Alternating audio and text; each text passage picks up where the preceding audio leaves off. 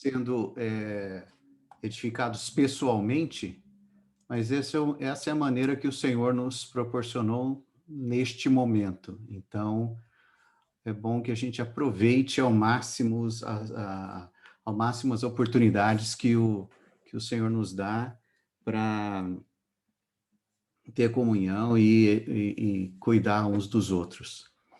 Então, essa comunhão sobre ministério infantil, né? Os pais, os que cuidam das crianças e tal, é, é isso mesmo, é uma comunhão. Eu gostaria de, vou falar uma palavra, eu não sei exatamente, Edmur, quanto tempo nós temos. 1 hora, é isso? Até as 5? Temos 1 hora, né? Tá, E ok. depois vai ser aberto, tá? Um tempo para os irmãos compartilharem também. Ótimo, ok. Então tá, eu vou compartilhar com vocês a minha tela, vou falar alguma coisa e depois nós também, então, vamos ter, se vocês tiverem perguntas ou quiserem compartilhar e tal, fiquem à vontade. Aí eu espero que os irmãos estejam vendo aí. Nós temos falado muito sobre, né, a aurora, o momento que nós estamos vivendo, né, que é momentos antes da volta do Senhor. Temos usado bastante esse versículo, né, de Salmos 110, 3, que fala que o seu povo se apresentará generoso no dia da convocação, nos montes santos, mais numerosos do que gotas de orvalho no seio da aurora. Tu terás os teus exércitos de jovens santos. Então, eu gostaria de ter um pouco de comunhão sobre esse momento que nós estamos passando e sobre as famílias, sobre pais, filhos, ou seja, vamos conversar um pouco sobre isso. Só que eu gostaria então de usar alguns versículos que falam sobre essas questões e os momentos que antecedem a aurora, né? Já que nós consideramos que o Senhor é o sol nascente da justiça que vai surgir, então são os momentos de maior escuridão e o Senhor deu alguns alertas para nós sobre isso, né? Quando comparou com os dias de Noé, com os dias de Ló e fez várias advertências. Então, nós devemos ter o sentimento do Senhor com relação a este momento que nós estamos vivendo. Porque uma coisa que o irmão Miguel Mata tem falado, e eu fiquei impressionado com isso, assim, primeiro, o Senhor está no trono, ele cuida de tudo, e ele, ele é soberano, né? Ele é providente, a providência dele está acima de todas as coisas. E o irmão Miguel tem falado o seguinte: o Senhor nos escolheu para viver este momento. O Senhor chamou milhares, milhões de pessoas em todas as eras e nos chamou nesta era. Nos chamou neste momento. Então, eu sinto que essa é a primeira coisa que nós devemos crer para também ter para ter paz. Porque quando nós olhamos para a situação, muitas incertezas e tudo mais, temos falado muito acerca da volta do Senhor, mas ainda assim não ninguém pode garantir nada. O próprio Senhor Jesus disse que só o Pai sabe o momento. Então, o que o Senhor nos deu? O Senhor nos deu indícios, o Senhor nos deu profecias, o Senhor quer que nós saibamos distinguir o tempo. E pelo que o Senhor nos fala na palavra, pelo que os irmãos nos têm falado, este é um tempo muito próximo da volta do Senhor, mas ainda assim não temos garantia. E eu gosto muito de uma palavra que o irmão Watmani falou. Eu sei que ele citou outra pessoa, eu tentei achar, não consegui, que diz o seguinte: nós devemos viver como se o Senhor fosse voltar amanhã, mas devemos trabalhar como se o Senhor só fosse voltar daqui 50 anos. E eu considero essa frase de bastante equilíbrio, porque viver como se o Senhor fosse voltar amanhã significa que nós nos cingimos, ficamos alertas e atentos, amando o Senhor, amando a presença dele, amando a vinda dele. Por outro lado, trabalhar como se ele fosse voltar só daqui 50 anos significa que nós não relaxamos com relação ao que nós temos de fazer e não damos justificativas ou desculpas, porque não, o senhor está voltando, então não há muito o que fazer. Na verdade, não. Porque nós não sabemos exatamente quando o senhor vai voltar. E há muito o que fazer. Então, se nós aprendermos a viver, e eu digo isso, e eu repito isso, se nós aprendermos a viver nesse equilíbrio, nós vamos ter paz, nós vamos ser felizes, nós vamos ser encorajados a prosseguir. Porque é preciso ter equilíbrio entre essas duas questões. O que é viver como se o senhor fosse voltar amanhã, mas o que é trabalhar como se ele só fosse voltar daqui 50 anos?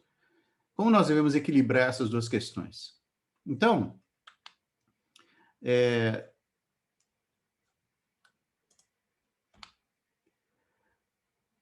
em Malaquias 4, de 1 a 3, nós vemos o seguinte: eis que vem o dia e arde como fornalha. Todos os soberbos e todos os que cometem perversidade serão como restolho, ou seja, como palha. O dia que vem os abrasará, os queimará, de sorte que não lhes deixará nem raiz, nem ramo. Mas, e essas passagens sempre têm um mas, para vós, que temeis o meu nome, nascerá o sol da justiça, trazendo salvação em suas asas. Esse trecho é muito encorajador. O sol da justiça nascerá, trazendo salvação em suas asas. Saireis e saltareis como bezerros soltos da estrebaria. Pisareis os perversos, porque serão cinzas debaixo das plantas dos vossos pés, naquele dia que prepararei, diz o Senhor dos Exércitos. Então, o Senhor, esse trecho tem bastante, tem muitas coisas que nos encorajam. Primeiro, é noite. É noite. E uma noite injusta, né? Cheia de injustiça. Muitas injustiças estão acontecendo no mundo. E o que nos encoraja é que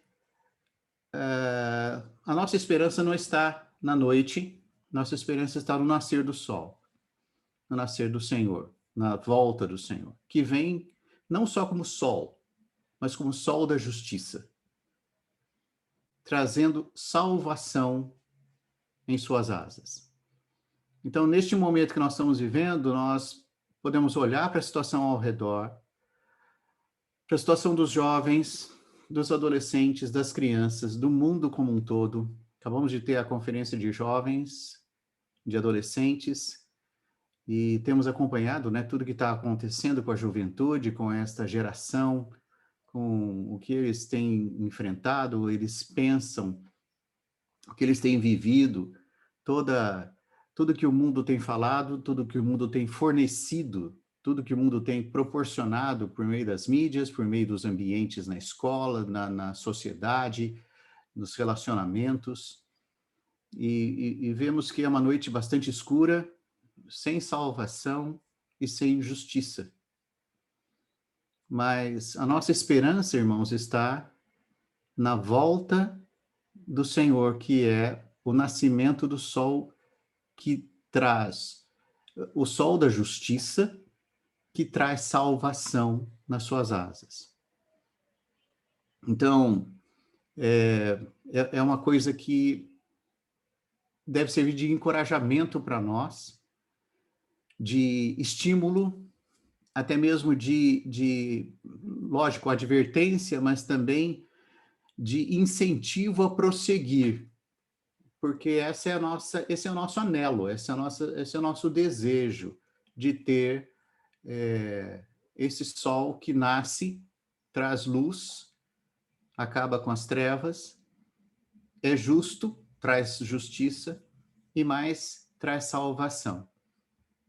Só que desde já, né, embora a gente não tenha isso se manifestando ainda, nós podemos já ter luz, nós podemos já ter justiça e também já podemos ter salvação, porque esse sol que ainda vai se manifestar já está em nós, está no nosso meio, está na igreja.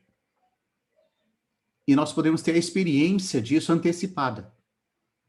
E é isso que nós buscamos, tanto para nós como para os nossos filhos, tanto para nós como para aqueles a quem nós servimos, seja no ministério infantil, seja no ministério de adolescentes, seja no ministério de jovens.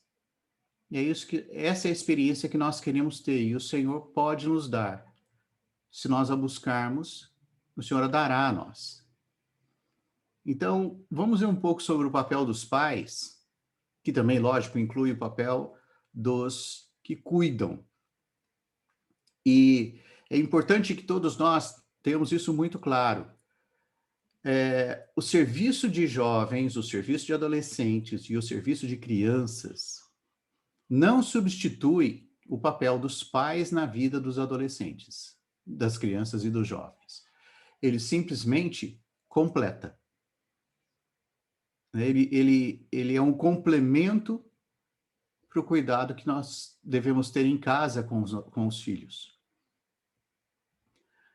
Mas justamente porque nós estamos num corpo e porque nós nos chamamos de irmãos, e não é chamar-nos de irmãos não é um chavão, ou simplesmente parte da nossa cultura. O irmão, não. Isso é uma realidade para nós. Se nós queremos ter, de fato, a realidade de nos chamar de irmãos, ou de nos ter por irmãos, nós também devemos ter a realidade de que os filhos dos irmãos são como nossos filhos, e nós cuidamos deles como se fossem nossos filhos. Então, isso tem no mínimo dois significados e dois aspectos. Primeiro é que vai mostrar para eles que a nossa irmandade é real. Porque hoje em dia, irmãos, ninguém se preocupa com os filhos dos outros. A maioria dos pais mal dá conta de cuidar dos próprios filhos. Eu não preciso nem falar muito sobre isso. A sociedade é assim, eles terceirizam até o cuidado dos filhos. Quando nós nos interessamos e cuidamos dos filhos uns dos outros, isso demonstra para eles que a nossa irmandade, né, que não apenas nos chamamos de irmãos, mas a nossa irmandade é uma irmandade de fato, real. Então, é um testemunho de que nós, de fato, somos irmãos. E segundo, é também a real experiência do corpo, porque nós experimentamos aquilo que Paulo fala em 1 Coríntios 12, quando um membro sofre, todos sofrem, quando um membro é honrado, todos se alegram. E é verdade, quando nós vemos o filho, ou quando nós vemos um irmão sofrendo por causa do filho, ou o filho de um irmão sofrer, nós nos entristecemos. E quando nós vemos um filho, ou um filho de um irmão ser honrado, quando ele crê no Senhor, quando ele avança, quando ele tem experiências com o Senhor, isso nos alegra, como se fossem nossos próprios filhos. Então, essa realidade precisa ser a nossa experiência. E nós devemos buscar isso. Então, jamais deve haver, e nós devemos lutar com isso, irmãos, nenhuma rivalidade ou nenhuma indisposição entre os que servem e os pais. Nós somos um. E nós devemos ter a experiência de unidade nisso. Então, os pais não devem delegar o cuidado espiritual dos filhos para a igreja, mas devem entender que a igreja está ali para complementar o nosso cuidado, nos auxiliar no nosso cuidado. E os que servem também não devem ver os pais não devem entender os irmãos que servem como uma espécie de concorrência, e os pais e os que servem devem ver os pais como irmãos amados, cujos filhos nós amamos também, consideramos como nossos filhos e estamos aqui para cooperar no cuidado deles. E esse deve ser o sentimento tanto de pais como de servidores. Nós não podemos exigir que todos os pais se envolvam no serviço, porque nem todos os pais têm o dom para se envolver no serviço. Mas, por outro lado, também, os pais não devem simplesmente exigir que os que servem, os servidores, cuidem do aspecto espiritual dos filhos como se fosse responsabilidade deles. Então, nesse aspecto, nós devemos ser, de fato, um só. Ter o mesmo sentimento, a mesma meta, o mesmo alvo. Uma coisa que o irmão Miguel também tem falado, que é impressionante, e eu tenho repetido, porque isso realmente me impressiona, é que o diabo fala para nós hoje é o seguinte: talvez eu não consiga fazer de você um adorador da besta, mas eu vou fazer de tudo para o seu filho ser. Porque ele ainda é novo, é ingênuo e ele pode ser manipulado. Então, o mundo está aí para isso, a carne está aí para isso e o diabo em si está isso. Nós temos esses três inimigos, né? O diabo é contra o Senhor Jesus, o Filho. O mundo é contra Deus, o Pai. E o Espírito, e a carne é contra o Espírito. Então, esses três inimigos trabalham em excelente coordenação. O mundo ao redor, a carne em nós e o diabo coordenando tudo. Ele faz isso conosco, pais, já adultos, nos desanimando, nos tentando, nos fazendo envolver com o trabalho, com tantas coisas seculares para desviar nossa atenção do Senhor. Então, muito mais com crianças, adolescentes e jovens. Então, vamos ver um pouco qual é o papel dos pais e das famílias neste momento em que o mundo está tão intenso, tão cruel para conquistar essa geração. Que é isso que ele quer, conquistar a geração. E é isso que sempre quis. Né? Nós vivemos essa situação hoje, mas não devemos menosprezar, nós não temos o monopólio da dor. Né? Nós não temos o monopólio da tentação, o monopólio do sentimento, o o monopólio da intensidade dos ataques. Em cada geração, o Senhor, ou melhor, o mundo, a carne e o diabo agiram o mais intensamente possível. Então eu volto a dizer, o Senhor nos escolheu para viver nesta era. Mas o Senhor também nos deu as saídas para esta era. Vamos utilizá-las. Então, o versículo que eu gostaria de ressaltar é este. Se o pai de família soubesse a que hora viria o ladrão, vigiaria e não deixaria que fosse arrombada a sua casa.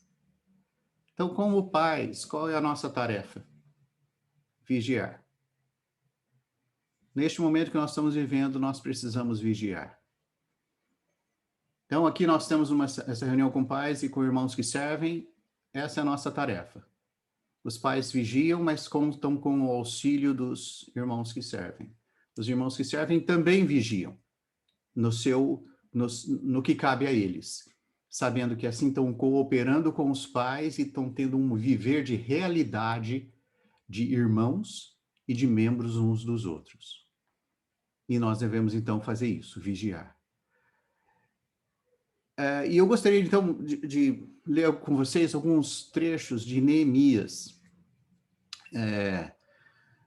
porque eu acho que exemplifica bem, Neemias exemplifica bem como deve ser a nossa coordenação nessa questão. Quando o templo foi construído por Salomão, Davi já tinha preparado todo o material, Salomão tinha paz e tinha recursos para chamar os melhores. Ele tinha o melhor material e tinha a melhor situação para chamar os melhores profissionais para construir o templo. Davi combateu os inimigos por 40 anos. E foi recolhendo material. Quando Salomão foi edificar, ele tinha a paz que o pai dele tinha conquistado, ele tinha o material que o pai dele tinha providenciado, e ele chamou os melhores artífices para construir o templo como foi construído. Depois de tudo que aconteceu, e do cativeiro de Babilônia e tudo mais, dos 70 anos de cativeiro, a cidade estava devassada, não havia material, não havia artífice, não havia paz, não havia nada, só havia inimigos. Mas Neemias tinha esse encargo de reedificar os muros. E ele volta para Jerusalém, naquela cidade devassada, e como é que ele faz? Ele utilizou as famílias. E a gente tem de lembrar que as famílias que sobraram ali eram famílias, não eram as melhores famílias. Porque os melhores Nabucodonosor já tinha levado. Alguns tinham voltado, mas a maioria estava vivendo uma vida sossegada lá em Babilônia. E muitos nem queriam voltar. E segundo a história, os que voltaram foram muito poucos. Porque ninguém estava disposto a voltar para uma cidade em ruínas. Então, quando nós lemos o capítulo 3, nós vemos assim, vários versículos do tipo, a seu lado, isso é a reparação dos muros, tá certo? Então fala assim, ao seu lado reparou Gedaías, filho de Aramufe, de fronte à sua casa. Esse Gedaías, como nós vamos ver, não havia ali muitos, não eram profissionais de reparação, não eram profissionais de construção. O que ele fez? Ele construiu um muro na frente da casa dele. Depois nós temos no versículo 12, fala, ao lado dele reparou Salum, filho de Aloés, maioral da outra meia parte de Jerusalém, ele e suas filhas. Depois nós vamos para o versículo 20 e fala assim, depois dele reparou com grande ardor Baruque, filho de Zabai, outra porção, desde o ângulo do muro até a porta da casa de Eliabe, o sumo sacerdote. Então, esses essas famílias puseram-se a trabalhar, arregaçaram as mangas e puseram mão na massa. Né? Versículos 23 e 24 falam: depois separaram Benjamim e Assub, de fronte da sua casa. Depois dele reparou Azarias, filho de Maazéias, filho de Ananias, junto à sua casa. Depois dele reparou Binui, filho de Enadad, outra porção, desde a casa de Azarias até o ângulo e até a esquina. Percebe? Não foram profissionais, não foi uma empreiteira, não foram contratados, mas eles repararam, cada um em frente à sua casa. O versículo 28 fala assim: para cima da porta dos cavalos repararam os sacerdotes, cada um de frente da sua casa. Versículos 28 a 30. Para cima da porta dos cavalos repararam os sacerdotes, cada um de frente à sua casa. Depois deles reparou Zadok, filho de Imer, de frente da sua casa. Depois dele reparou Mesulão, filho de Berequias, de frente da sua casa. Então, esses versículos vão confirmando que eram pessoas comuns. Então, hoje, irmãos, quando nós pensamos, né, no cuidado dos filhos, na edificação da igreja, como nós gostaríamos que houvesse mais gente qualificada, né, gente mais bem preparada para nos ajudar. Mas nós devemos nos lembrar que Deus dispôs os membros do corpo segundo lhe aprouve. O verbo aprouve aí é o verbo aprazer. Então, o Senhor teve prazer em colocar na igreja os irmãos que estão na igreja. São esses que estão aqui para nos ajudar. No serviço de crianças, por exemplo, muitas vezes, quem serve não são os profissionais. Eu não sei se aí em Ribeirão, em Rio Preto é assim, mas inúmeras vezes eu já presenciei isso. Em toda a cidade onde eu servi, sempre foi assim. Muitos irmãos, né, especialmente irmãs, que são da área da educação, nós falamos com eles: irmãos, vocês não gostariam de nos ajudar, servir no serviço de crianças? E alguns falam: irmão, eu já faço isso a semana inteira, eu já lido com criança a semana toda, fim de semana eu quero distância, eu quero ir para a reunião e desfrutar. Então, para quem sobra o serviço de crianças? Para os que têm encargo. Talvez não sejam os mais capacitados, não sejam os mais eficazes, mas são os que têm encargo e estão lá toda semana servindo as crianças.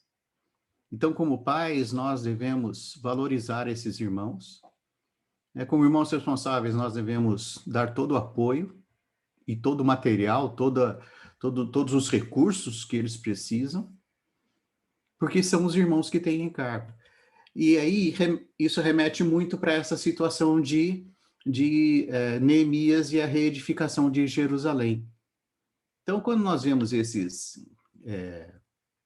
versículos, nós vemos quem trabalhou na edificação.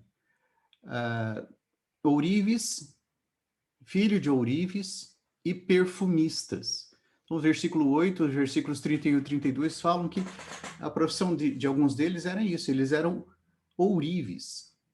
Ourives tem mão delicada. Não serve para carregar pedra, não serve para assentar pedra. Mas eles tinham encargo e fizeram isso. Aí fala de alguns maiorais, né, que eram chefes, comandantes, oficiais. Ou seja, eles se sujeitaram a essas questões porque viram a necessidade. Havia sacerdotes que deviam cuidar do templo, não de edificar um muro. Mas a necessidade surgiu e eles se dispuseram e cooperaram. No versículo 29 fala de um guarda da porta. O que adianta eu guardar a porta se os muros estão caídos? Então eu vou ajudar a edificar o muro. E mercadores, no versículo 30. Então, nem no capítulo inteiro não fala de habilidosos construtores. Fala de pessoas comuns que viram a necessidade e se dispuseram. Irmãos, é assim que o Senhor dispôs os membros do corpo. Lógico, o Senhor dá dons, o Senhor capacita, mas o Senhor também, Paulo também fala em 1 Coríntios que o Senhor não chamou os poderosos, os sábios e os entendidos e os que são. Chamou a nós. Nós viemos. Nós atendemos o chamamento do Senhor. E cada vez que surge uma necessidade da igreja e há o chamamento, muitas vezes os que atendem ao chamamento não são os mais habilitados. Mas é o que o Senhor dispôs, o Senhor dispôs os membros do corpo segundo lhe aprouve. Então, nós devemos nos ver dessa maneira. Para não ter expectativa demais, muitas vezes, né, os irmãos que os pais talvez tenham uma expectativa muito grande em cima dos irmãos que servem. Irmãos, nós somos irmãos. E às vezes os irmãos que servem têm certa indisposição com os pais. Esses pais não ajudam, não colaboram. Sim, são pais, como nós, que estão passando por dúvidas, por dificuldades. Hoje, ser pai é muito mais complicado, porque houve mudanças demais. Então, lógico, toda vez que um adolescente cresce e vira pai, é diferente da geração dele. Mas parece que nestes tempos que nós estamos vivendo, as mudanças são tantas e tão rápidas que até os jovens que servem conosco, que não são pais ainda, têm dificuldade de entender os adolescentes e as crianças. Porque houve muita mudança e mudança rápida. Vocês sabem que já faz alguns anos, talvez uns 15 ou 20 anos, eu vi uma entrevista de alguns pesquisadores, sociólogos e tal, dizendo o seguinte, que toda vez que há uma tendência, né, uma onda, uma moda, um modismo, o que eles fazem? Eles vão estudar aquilo para saber o que levou àquela situação, para poder entender a geração e tudo mais. Mas nos últimos anos, não dá tempo, porque uma onda vem, agita tudo. Eu estou falando de comportamento entre jovens, adolescentes e crianças e tal. Agita tudo. E quando eles vão pesquisar para ver o que está acontecendo, a onda já está no final e já está vindo outra. Então, eles mal conseguem detectar o que está acontecendo. E nós estamos vendo isso.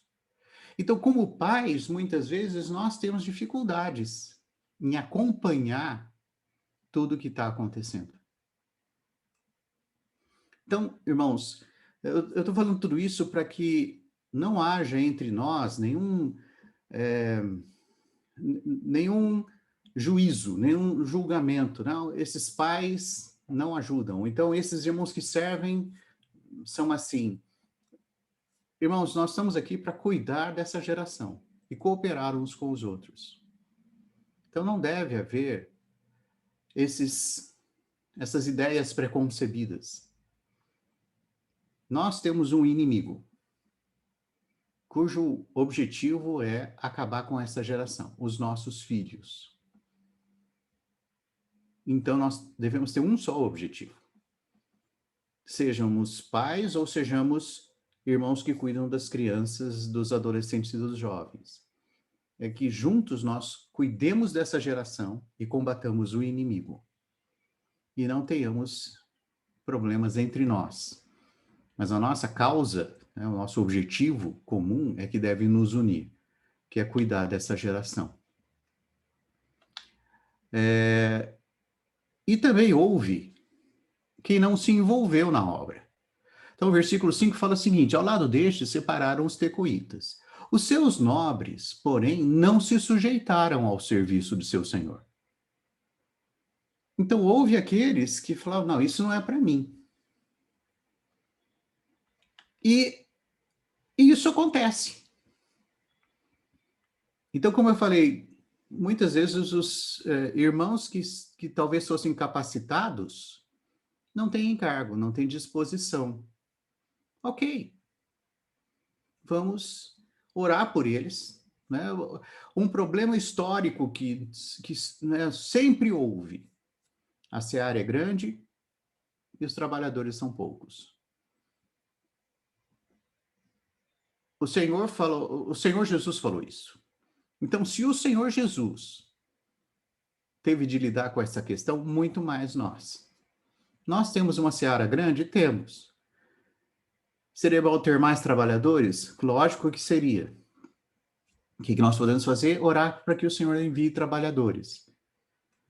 Mas não podemos ficar esperando a situação, como fala, ideal. Né? A situação ideal seria essa. Não temos. Ok, vamos agir mesmo assim. É preciso ter ânimo para trabalhar. Então, no capítulo 4, versículo 6, Neemias fala o seguinte: edificamos um muro e todo o muro se fechou até a metade da sua altura, porque o povo tinha ânimo para trabalhar. Não eram os mais capacitados, não era a melhor situação. Os inimigos, quando você lê Neemias, você vê que os inimigos estão cheios de intrigas, eles tiveram de parar a construção por um tempo, houve cartas enviadas para lá e para cá, houve muita dificuldade. Mas havia ânimo para trabalhar, então eles conseguiram fechar o muro até a metade da altura. Não concluíram, mas trabalharam, porque o povo tinha ânimo. Então, essa é a situação. No capítulo 4, nós vemos as barreiras. Mas ouvindo Sambalate e Tobias, os arábios, os amonitas, as doditas, que a reparação dos muros de Jerusalém ia avante, e que já começavam a fechar-lhe as brechas, ficaram sobremodo irados. Ajuntaram-se todos de comum acordo para virem atacar Jerusalém e suscitar ali confusão. Então, é essa a questão. Nós temos esses... Neemias tinha Sambalate, Tobias, os arábios, os amonitas, as doditas. Nós temos o mundo, o diabo e a carne. Nós temos as ideologias, nós temos a escola ensinando um monte de coisa, nós temos as séries e os vídeos, nós temos a internet na mão das crianças, no celular delas, nós temos a cultura, nós temos tudo isso que são os nossos inimigos hoje, que quando vem que nós estamos envolvidos na reedificação dos muros, que é justamente o que impede a entrada dos inimigos, eles vêm atacar. Então nós estamos sob ataque. Não podemos esquecer isso. Mas, de novo, eu volto a dizer, o Senhor nos escolheu para viver nesta era. E o Senhor não está desatento. E o Senhor nos dá os recursos. Eles vêm atacar e causar confusão. Mas nós devemos confiar no Senhor e nos animar uns aos outros para participar. O versículo 9 fala o seguinte: porém nós oramos ao nosso Deus e como proteção pusemos guarda contra eles de dia e de noite. Então, irmãos, o recurso que Neemias usou não é diferente do recurso que nós temos hoje. Nós temos as orações. Eu acho que na próxima sexta-feira haverá uma vigília de oração das 10 às 12, das 10 da noite à meia-noite, entre os jovens, entre os adolescentes e jovens, porque no dia seguinte vai haver saída, né, para pregação do evangelho em alguns lugares, então eles querem ter esse momento de oração via Zoom. Vai ser uma vigília de 2 horas, de iniciativa dos próprios jovens. Então, percebe, irmãos? Quem está se levantando? Os próprios jovens estão se levantando. Então, nós, como pais, ou irmãos que servem, que cuidam de crianças, adolescentes e jovens, nós devemos também nos envolver, nos promover, facilitar para que eles façam isso, porque os recursos que nós temos hoje são os mesmos: oração e pôr-se em guarda, fazer vigília, vigiar e orar por essas situações. Não ficar aguardando que a situação melhore. Infelizmente, o que parece que está acontecendo para muitos a pandemia veio, o isolamento social aconteceu, nós paramos com as reuniões, e então, ok, vamos esperar que a situação volte como estava antes. E enquanto isso, o tempo vai passando. E nada vai acontecendo. Então, nós temos de agir com os recursos que nós temos hoje. Tá certo que essa situação pegou todo mundo de surpresa, o presencial acabou, foi para o virtual, e aí virou tudo virtual, né?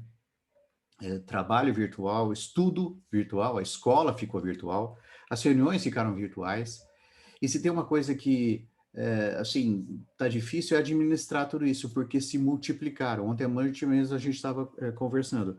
Nós temos mais reuniões hoje no virtual do que quando era presencial, porque afinal é virtual mesmo, você não sai de casa, você pega no celular, liga no computador, pega na TV, então tá bom, mais uma, e no fim nós vamos nos cansando disso. Nós vamos nos cansando de tanto virtual. Porque não é natural, não é bom, não é... Outro dia, conversando com o irmão, ele falou o seguinte, que a justiça, dependendo do crime, coloca a pessoa, o réu, né, o sentenciado, que foi julgado, ele coloca em regime de prisão domiciliar. Então, até a justiça reconhece que ficar apenas em casa é um castigo. E nós estamos tendo de fazer isso por causa da saúde, já há 1 ano e tanto. Então, não é bom? Não, não é bom. É um sofrimento? Sim, é um sofrimento. Foram se acumulando? Sim, essas coisas foram se acumulando. Mas, de novo, irmãos, esses são os momentos em que o Senhor nos escolheu para estar. O Senhor nos escolheu para viver estes momentos. E o Senhor também nos dá recursos. Você vê, os irmãos, os jovens da região aqui, né, do interior, vão fazer essa vigília e vários irmãos, vários jovens vão participar. Nós, como pais e irmãos que cuidam, devemos dar todo o apoio e podemos também usar esses recursos. Entre nós, ter momentos de oração pelos filhos, nos reunir para orar por eles, porque orar e vigiar, vigiar e orar, isso é o que nos cabe fazer. Se o pai de família soubesse que horas viria o ladrão, vigiaria. Então, este, irmãos, é um momento de vigiar. E nós temos esses recursos, podemos fazer isso. Nos versículos 13 e 14 do capítulo 4 de Neemias, a gente lê o seguinte: o que Neemias fez, né? pus o povo por famílias nos lugares baixos e abertos, por detrás do muro, com as suas espadas e as suas lanças e seus arcos, inspecionei, dispus-me e disse aos nobres, aos magistrados e ao resto do povo: não temais.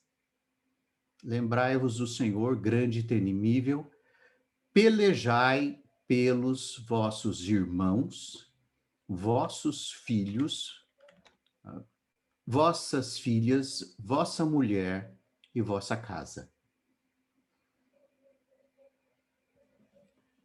As famílias eram os recursos, eram o recurso humano de que Neemias dispunha. Irmãos, hoje não é diferente. As famílias são o recurso humano que o Senhor tem para cuidar das crianças, dos adolescentes e dos jovens, com o apoio e o auxílio dos irmãos que cuidam. Nós devemos ver isso e devemos tomar essa oportunidade. Nos versículos 17, 18 e 23, nós vemos cada um com uma das mãos fazia a obra e com a outra segurava a arma. Os edificadores, cada um trazia a sua espada à cinta e assim edificavam. Cada um se deitava com as armas à sua direita. Então é um momento de edificação, mas também é um momento de luta. A igreja é uma noiva, mas também é uma guerreira. Na mensagem desta semana, se vocês viram a mensagem semana 4 desse volume do Elemento Diário, quando fala lá em Cântico dos Cânticos 6:10, se não me engano, descreve a formosura da noiva, mas fala que ela também é formosa como um exército de bandeiras, com bandeiras. Então, por um lado, irmãos, nós estamos preparando a noiva para um casamento, né? Esse dia é o dia da noiva, né? Hoje em dia tem o dia da noiva. A noiva vai lá, passa o dia se embelezando, e com isso a mãe da noiva vai junto, a mãe do noivo aproveita e vão as madrinhas, vai todo mundo lá passar um dia de beleza no salão de beleza. Mas, por outro lado, essa noiva também é um exército. Então, hoje, o Senhor está nos embelezando para o casamento, mas o Senhor também... Existe uma batalha, existe um inimigo. E nós precisamos ficar atentos, né? Trazer a espada à cinta e assim... e se deitar com as armas à direita. Esse trecho de Isaías 58 é bastante significativo, né? Versículo 12 fala: os teus filhos edificarão as antigas ruínas. Levantarás os fundamentos de muitas gerações e serás chamado reparador de brechas e restaurador de veredas para que o país se torne habitável. Então, hoje nós estamos aqui, irmãos, para fazer isso. Edificar as ruínas, tornar o país habitável. Não o nosso país, mas a igreja. Então, essa, irmãos, é a comunhão, a palavra que eu gostaria de ter com vocês. E, então, se vocês quiserem agora, nós podemos ter um momento para compartilhar e perguntas e respostas.